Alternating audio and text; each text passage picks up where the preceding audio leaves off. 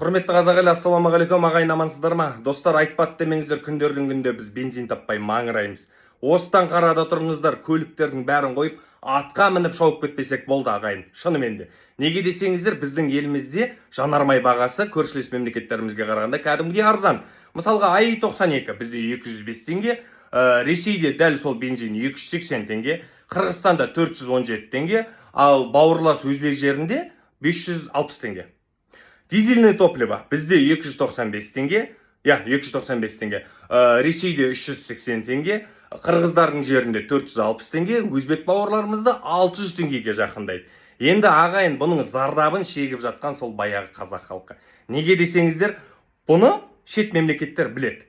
И өздерінің елінен шыққан кезде кәдімгі бактарын пустой қылып шығады, біздің елімізге келіп полный жасап алады. Дальнобойщиктары Қазақстанға кіріп болды дейді, біздің елге полный жасайды. Және мына қырғыз көршілеріміз біздің елімізден бензинді, дизельный топливоны алады, өзінің еліне барып кәдімгідей қымбат бағамен сатады. Бұларға көмектесіп жүрген кім? Сол баяғы өзінің қара басын ойлаған біздің қара көздеріміз, Ол ақиқат.